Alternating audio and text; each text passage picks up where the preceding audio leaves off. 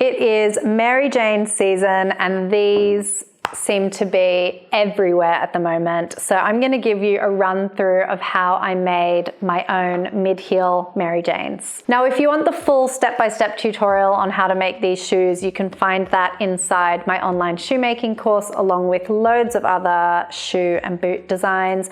But for the sake of this video, I'm going to give you a quick run through of what's involved in making a pair of beautiful Mary Janes. I'm going to leave in the description down below the leather that I use, a little bit about the tools and equipment that I use, the hardware, all that kind of stuff. So if you're thinking about giving these shoes a whirl, you can find all that information down below. So first thing we always do is start by printing out our patterns at 100% and checking the scale checker before you cut them out to make sure that they have printed correctly. Once that's all done, you can go ahead and cut out the patterns and get out your leather ready to cut as well. So at this stage, we'll cut out the leather and the lining using the pattern, remembering to flip our pattern to get a left and a right foot. Otherwise, you could be making two left feet, which nobody wants. So always remember to flip your patterns. Once you've cut out all the pieces, we are going to add in our buckles using a little bit of buckle elastic. I really love to use buckle elastic whenever I'm doing a Mary Jane strap that goes right across the front of the shoe, because it just gives you a little bit of flex as you're walking. Once we've done that, we can go ahead and close up the back seams of the shoes and then open up those seams so that they're sitting nice and flat. And then we can repeat that same step on our lining. So once you've opened up all the back seams on the upper and the lining, you can go ahead and attach the upper to the lining, making sure we've sandwiched in that buckle elastic in between the layers. Now it goes without saying here, make sure that you've actually added in the buckle, not just the elastic. And you want to double check that your buckle is facing the correct direction before you stitch it in place. At this point, we can go ahead and stitch around the whole top line and then punch a few extra holes into our strap so that we can, of course, buckle them up.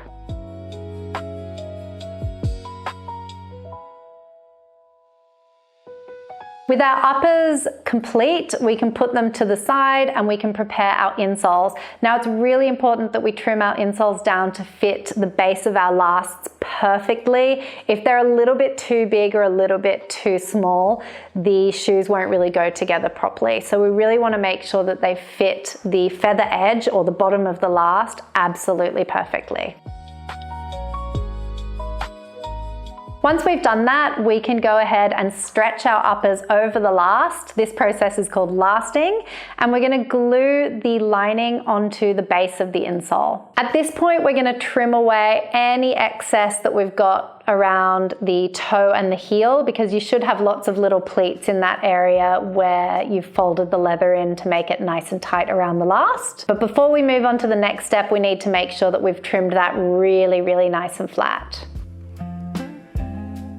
With our linings held in place, we can go ahead and insert our toe puff and counter stiffeners. These are what are going to really hold the shoe in shape once we remove the lasts at a later stage. And of course, before we move on from this step, we also need to remove any excess from the underside as well, so we again have a really nice flat surface on the bottom. Next, we're going to repeat this step again on our upper layer by stretching it over the last and forming all those little pleats around the toe and the heel area, and making sure that we trim that as flat as possible. This layer, more than any of them, it's so important that we get the pleats as far away from the edge as possible so that we've got a really nice, neat toe and heel area of the shoe.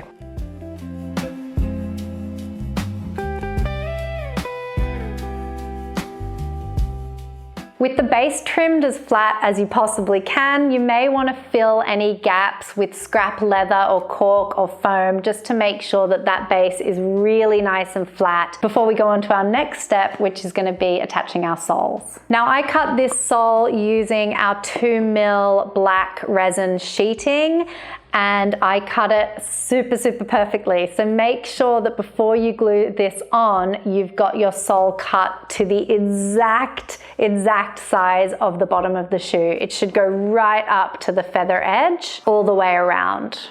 We're then going to glue on our soles with the solvent-based glue, which is the super strong stuff. And you might notice as well that it doesn't go all the way to the back of the shoe. I've cut it so that it's going just underneath where my heel is. So with our sole attached, we are ready to get our heels in place. Now, before we attach our heels, we're going to want to cover them. And in this case, I covered it in the same green leather that I did for the rest of the shoe. Once I'd hammered on my heel tips, I went ahead and drilled the heels in place directly through the insole board. Another top tip here is to make sure that you screw those heels in as flat as possible, because you don't want to feel the inside of the screws on the inside of the shoe. So those screws need to be in totally flat. Last but not least, I cut a insole sock using the same lining that I used for the shoe and took this as an opportunity to add in some foam padding for extra comfort as well. And that's it, a finished pair of Mary Jane shoes. At this stage, there's only one thing left to do, and that's to try them on.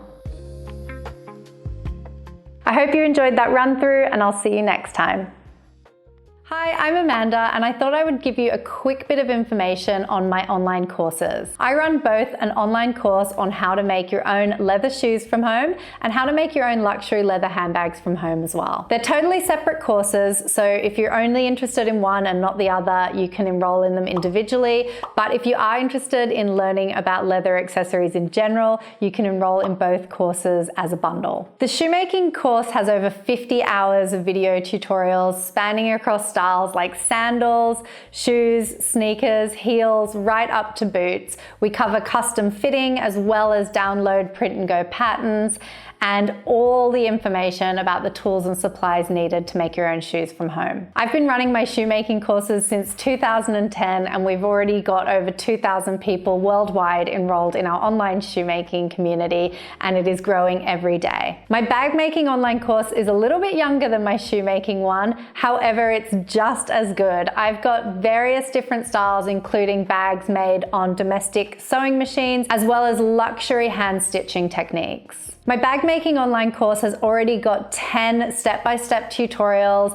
as well as luxury techniques such as edge dyeing, hardware, reinforcements, and bag accessories. I even have a section on small leather luxury goods. If you're interested in getting started but not quite ready to make the commitment just yet to the full course, I'll leave some links somewhere around here for my 2 free introduction courses, one of them on shoemaking and one of them on bag making. And if you are ready to make the full commitment, keep in mind you will have full lifetime access to the whole course, so you can pick it up and put it down however often you please. That's it from me. I always love to hear from you, so if you do have any questions, feel free to reach out anytime.